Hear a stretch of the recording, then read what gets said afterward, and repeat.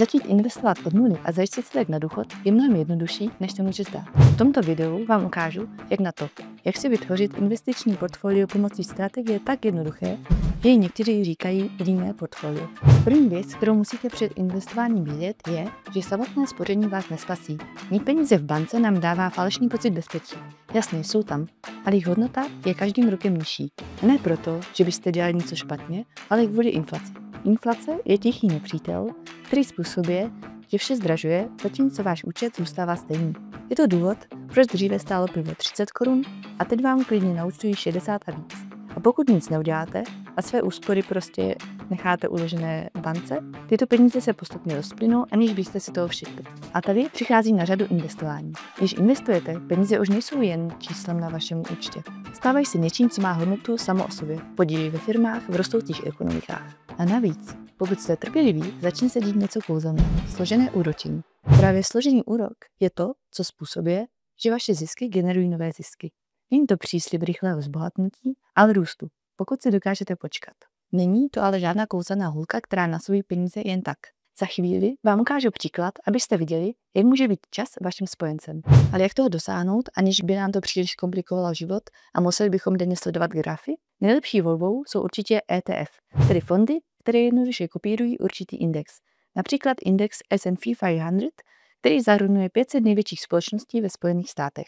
Stačí si koupit takový ETF a máte expozici ve všech těchto společnostech zároveň. Nemusíte si vybírat akcie ani hádat, jak se budou vyvíjet.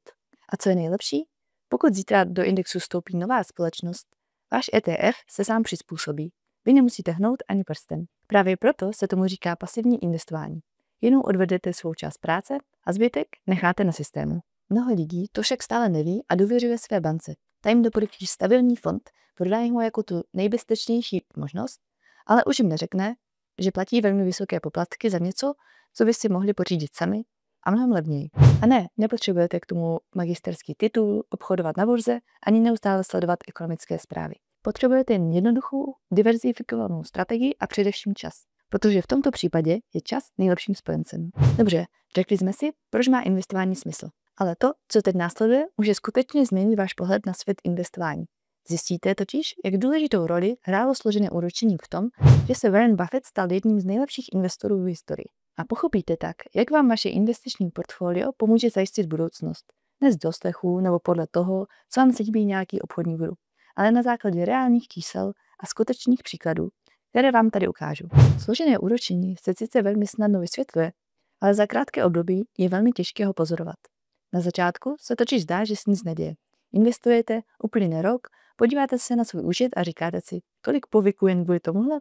Ale pokud jste důslední a dáte tomu čas, začne to být zajímavé.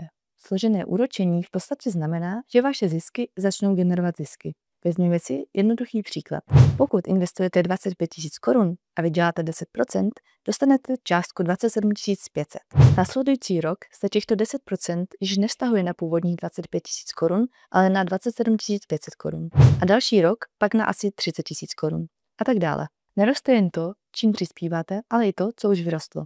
Proto se to zpočátku zdá pomalé, ale pak to jde výrazně nahoru. Pokud to chcete vidět v praxi, koukněte na tento graf Warrena Buffetta. Buffett začal investovat už jako dítě a v průběhu desetiletí své finance postupně shromažďoval. V 50 letech měl asi 67 milionů dolarů, v 60 letech 3,8 miliardy dolarů a v 83 letech měl více než 58 miliard dolarů. Většinu svého jmění nevydělal, když byl mladý, ale až v pozdějším věku. A ne proto, že by investoval lépe než kdokoliv jiný, ale proto, že investoval celý život a nechal složený úrok pracovat. Charlie Munger, jeho partner, to řekl jasně. Prvních 100 000 je nejtěžších, protože tam téměř vše závisí na tom, čím přispějete. Ale po určitém bodě, kterému se říká kritické množství, začne portfolio růst samo. Proto je tak důležité tomu dobře rozumět. Nejde o to zbohatnout za rok.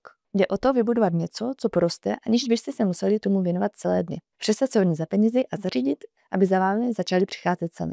Teď, když už víte, proč je složené úročení tak silné, přejdeme k tomu, co vás opravdu zajímá. Jak vytvořit portfolio od nuly, které ETF můžete použít a jak to udělat, aniž byste si zkomplikovali život. Strategii, které se teď budeme věnovat, se říká lazy portfolio. V podstatě se jedná o portfolio určené pro lidi, kteří chtějí dobře investovat, ale bez toho, aniž by se tím museli zabývat celý den. kombinuje pouze 3 typy ETF, ale zajišťuje diversifikovanou, stabilní a snadno udržitelnou investici. První typ ETF fondu, který potřebujete, je takový, co sleduje index vaší země nebo velké ekonomiky. Například index S&P 500, který zahrnuje 500 největších amerických společností.